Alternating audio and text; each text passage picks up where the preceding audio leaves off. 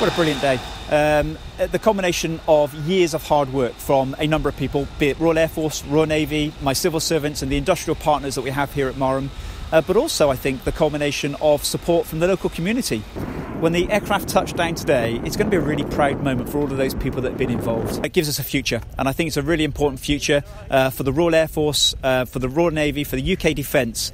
But it's also a really important workplace for lots of people in the local community. The aeroplane will be here for 35, 40 years, and that's a really important message for those that work in the region. That's amazing. I've been in the programme for many years now, and we've been working to this moment, and that's bringing the jets back, British pilots flying British jets back to a British airbase. We still have a massive amount of work still to do to move to initial operating capability at the end of this year, and then we have a few years before we will declare full operating capability, which will also see us fly off the Queen Elizabeth as early as the end of this year. So, really exciting times, a lot of work still to do. I was one of the luckiest people in the military. I was given a phone call back at the end of 2013, hey, would I like to go and fly F-35 for 3 years, pick 100 people, take them to Edwards Air Force Base and put the jet through its paces. And very lucky, as I say, to have been doing that for the last 3 years. You're looking at Ford Cortinas, Ford Sierra maybe, really to the latest Ferraris.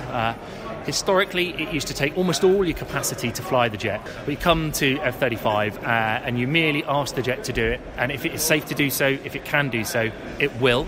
And it will do it to the jet's absolute limit if necessary.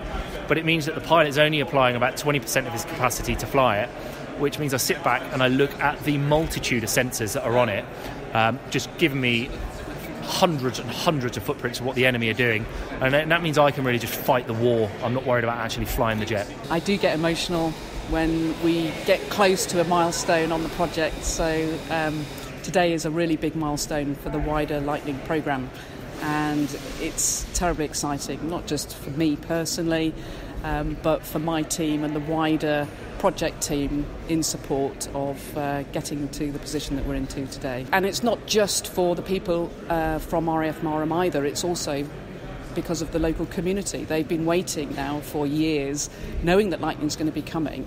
So we've got a lot of people locally who are already out there waiting for the aircraft to arrive and want to also see it with their own eyes. And I think a lot of people aren't going to believe it until they see it with their own eyes. And today's the day that they will get to see it.